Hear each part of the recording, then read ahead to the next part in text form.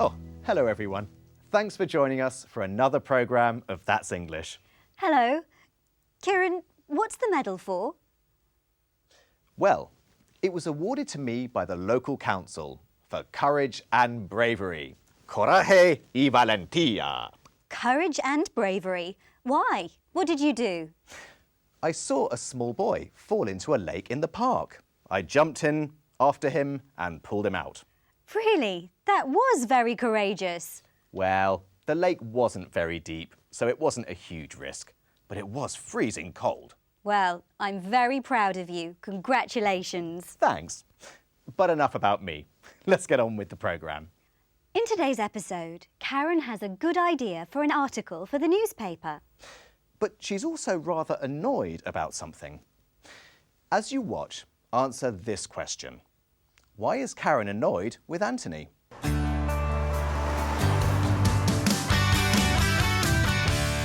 This kitchen is disgusting. Look at the state of it. I mean, have you ever seen such a mess? It's Anthony again. It's not too bad, is it? What? You know, Danny, for once I'd really like you to agree with me about Anthony. Have you ever seen him do any washing up, for instance? Well, I'm not really that bothered. But I cleaned up in here yesterday again, and he's already made a mess. It was nice of him to cook dinner. I'm not interested in his cooking if he leaves the kitchen like this. And I really object to tidying up after him all the time. Have you ever tried talking to him about it? I don't see why I should have to tell him what to do. OK. I understand how you feel. I agree that he's never done his fair share of housework. My point exactly. I think that talking to a friend about their bad habits or things that annoy you isn't easy. It takes courage, but it's a good thing to do. I'm not so sure about that. I think he'll object to my criticising him. He might, but you have to be brave. We'll see. I can't stand order and cleanliness. My mission is to create domestic chaos. Now to work. I'm sure Karen won't object to my making a little mess in her beautiful, clean kitchen.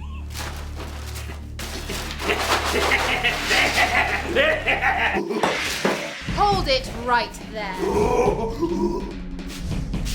Curses! It's domestic goddess!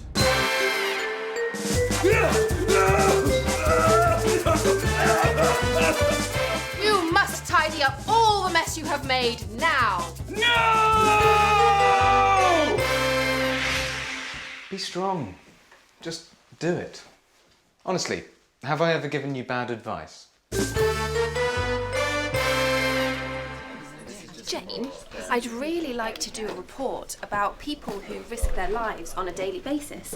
You know, people who show courage, daring, bravery. I'd love to let you do this, Karen, but what sort of people are we talking about? Superheroes don't actually exist, you know, not in real life. Yes, they do. Look. Firefighters.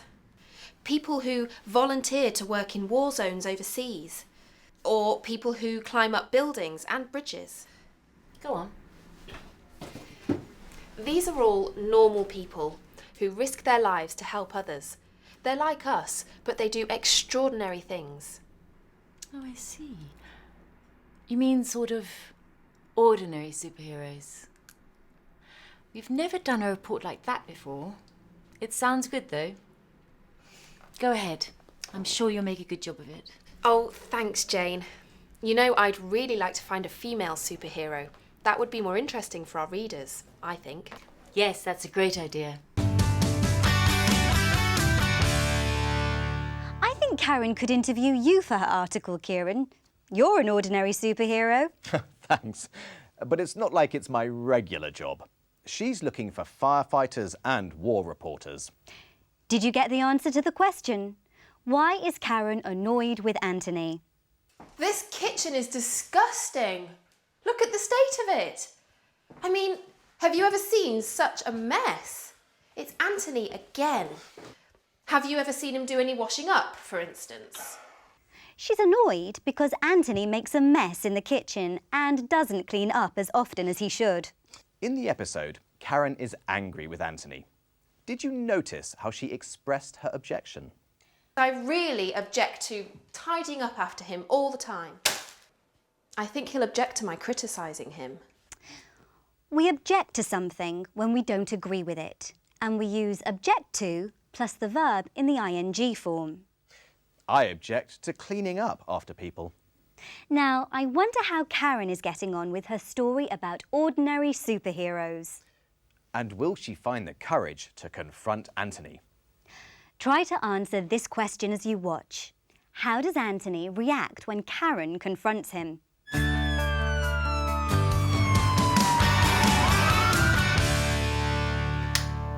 Hello, nice to meet you. Come in, please. Just over here. There. Sit down, please. I'm a bit nervous. I've never spoken to a reporter before. Don't worry. So, Annette, when was the last time your life was in danger? I suppose when I arrived on the scene of this fire and I knew that I was going inside the building. Have you often found yourself in situations like that? And were you frightened? I've always found ways to deal with fear. I've only been genuinely scared once. Really? What happened? A girl was drowning in a river. I dived into the water, but there was a very strong current. We both nearly died. I wouldn't ever want to do that again. But I saved her life. So, what makes you risk your life? The point is, I've been trained to make the right decisions. I've seen people injured or even killed because they've made the wrong choice. I've never done anything brave or courageous. Look, bravery and courage are different for different people. I've trained for years for dangerous situations. Does anything frighten you? Flying. You're really scared of flying? It's ridiculous, isn't it? But I'd rather go into a burning building than catch a plane. But I've never confronted anyone like this. I mean, what if he gets angry or upset with me? Stop worrying. I've already told you I'll support you. Hey there, guys. Anthony, we need to talk. I've never mentioned this before, but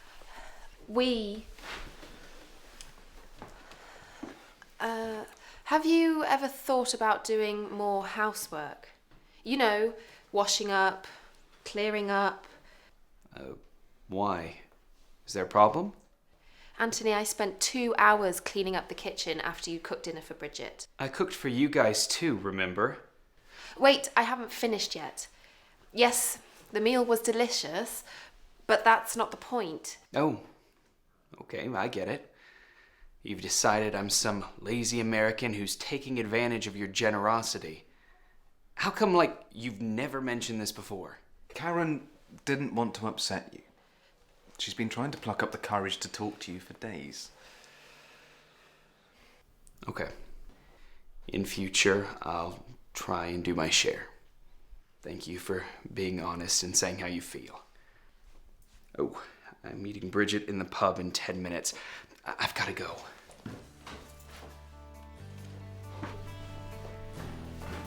But, not before I've tidied up.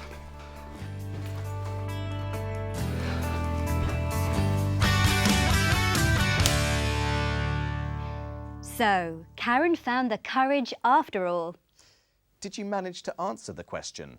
How does Anthony react when Karen confronts him? You've decided I'm some lazy American who's taking advantage of your generosity. Okay. In future, I'll try and do my share. Thank you for being honest and saying how you feel. At first, Anthony was surprised and a bit defensive. But then he was more understanding. In the episode, we heard Annette talk about her experiences as a fire officer. We often use the present perfect to talk about experiences. I've only been genuinely scared once. I've been trained to make the right decisions. I've seen people injured or even killed because they've made the wrong choice. Have you often found yourself in situations like that? We can use have you ever or have you often to ask about experiences, and adverbs like never, already, and yet to talk about experiences. Have you ever saved anybody's life? Yes, I've already told you, but I'm not really very brave. I am. I've jumped out of a plane and I've done a bungee jump. Really? Well, let's find out what scary things the people in the street have done. We asked them this question. What's the most dangerous thing you've ever done? Swam with sharks once. That was quite dangerous. And leaving my job without having another job to go to was quite dangerous too. In New Zealand in 2011, I went for the Rugby World Cup, and excellent holiday, but we went to a place called Rotorua in the North Island, and I went on a 90-mile-an-hour speedboat down the river, and the driver drove right in, veering left and right in between all sorts of obstacles and trees and branches and stuff, and it was quite scary. Scuba diving can be classified as dangerous. Probably skiing off a mountain when I had no lessons was probably quite dangerous. For me, I suppose one of the most dangerous, because I'm really scared of heights, is a bungee jump from 150 feet. It was called the Abyss, so it was just completely black. I've actually dived into Antarctic waters, so it was absolutely freezing cold. It just sort of froze from the inside, but it was almost the exhilaration and the excitement of doing it, knowing it was dangerous, but it was such good fun actually, and I was really pleased that I did it. Parachuting and abseiling. Well, actually, most dangerous thing I've done was when I was in the Navy and putting out a fire in a confined space. I suppose swimming out of my depth in the sea. When I was young, I used to, go away for the summer to work overseas, and I got myself into some scrapes, probably being a bit naive. Unfortunately, I got out of them, but I don't really do anything particularly dangerous. No, although I've got some nice presents, flying lesson for my 50th, and also kayaking and whitewater rafting. Jo said she got herself into some scrapes. She got herself into some difficult situations. And Nip went 90 miles an hour down a river, veering left and right. Actually, I think Jude is the bravest for leaving her job without having another one. I guess we've all done courageous things in our life. Well, thanks for joining us today. We'll see you next time on That's English. Bye.